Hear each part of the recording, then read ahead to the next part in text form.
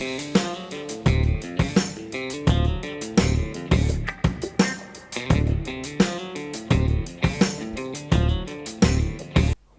back to KP's Kingdom, cooking with KP. And today, my favourite episode of Seinfeld, and it contains a Mulligatawny soup. I love this dish, and I'm going to show you how easy it is to make. Right, into a saucepan, a little bit of vegetable oil, that's going to go in, just enough to give us a little bit of lubrication, about 2 tablespoons worth, 20 grams worth of butter, and what I'm going to do now is I'm just going to melt that butter down. That's going to give us a real nice fat flavour. Really simple. Okay, I'm also going to add in 1 brown onion, thinly sliced, just like that. We can just start sweating that down. Really nice and simple so far. And if you haven't had mulligatawny soup before, oh man, it tastes amazing. Okay, so and it's really easy to do, as you will see. Right, so here I'm adding in about a teaspoon's worth of finely chopped garlic and finely grated ginger.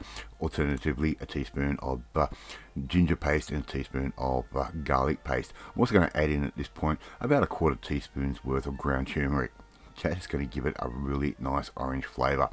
Here I've got about 1.5 to 2 tablespoons worth of curry powder. Use the curry powder that you like, right? Use a English type curry powder because this is an British dish. It is not Indian at all. It's a long story behind it, but it's when Britain invaded India and the cooks had to make the British happy. Okay, that's how this dish came about. Right, 1 400-gram can of chopped tomatoes, or you could use 2 fresh tomatoes, just chopped and skinned. I'm also going to add in 1 Granny Smith apple, just peeled, cored, and roughly chopped, just like that. Don't make it too rough. Make them so they'll cook off at a relatively quick time. All right, we're just going to let all of that sit all together. I'm going to add in a little bit of pepper and a little bit of salt to taste, right? As much or little as you like. About a teaspoon's worth is the way to go. I'm also going to add in 2 tablespoons worth of chickpea flour, also known as a besan, right? That's going to go in, and that's going to help thicken this soup up absolutely beautifully, and the flavour of the besan is just amazing as well. Alright, so stir all that through, just like we're doing right there. Really nice and simple. 1 can of coconut milk, that goes straight in, just like that. Really nice and simple. Give that all a bit of a stir through, and you're probably thinking to yourself, what is KP doing? No, I'm actually following a particular recipe. I'm not making this one up. Give all of that a good stir through, get a little bit more heat happening into that. I'm also going to add in 2 bay leaves, maybe 3. Alright, going to put those in. They're going to impart that beautiful bay leaf flavour to this particular soup as well. Alright, I'm also going to add in chicken stock. I'm actually going to add in 3 cups, maybe 4 cups. It depends on how I feel on the day, but we're going to add that in, and we're going to bring that up to a nice bit of heat as well. I'm going to sort of bring it up to a little bit of a simmer. Okay, I'm going to put the lid on. It's going to help cook the apple down just a little bit quicker. And now what we're going to do, once we've got a little bit of bubblage, just a very light bubblage, I'm going to add in 1 chicken breast, whole, straight in, just like that. Okay, and what I'm going to do, I'm going to let that simmer away for about 15 minutes. I'm just going to let it sit there and braise, if you want to call it that word, or poach. Poach is probably the better word.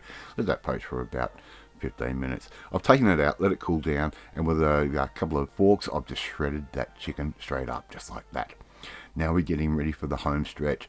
Get your stick mixer and give all of that a nice blitz. It's going to chop up all the apple and everything else we've put in there, the tomato. Just make it a really nice, smooth type of soup. Right? Really nice and simple to do. Now, what we do now, we're going to add in that shredded chicken straight back in, just like that. Really nice and simple. If you don't have a stick blender, you could actually decant that soup into a normal blender and blend that off. Check for seasoning, of course, and there you go. You've got mulligatawny soup.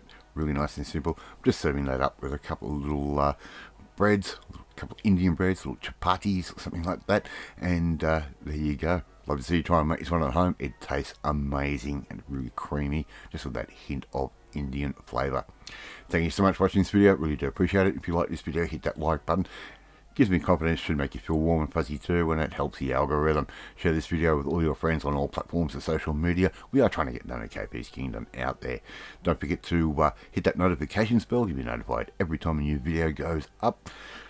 Please leave a comment. Love reading, love responding to them, of course. In the meantime, if you want to learn how to make dishes like this, and this one's come straight out of Seinfeld, my favourite episode yet, well, you need to come and join the family, my family. Hit that subscribe button and you'll never miss another one of my videos again. Off to eat my mulligatawny soup, and I will catch you next time. Bye.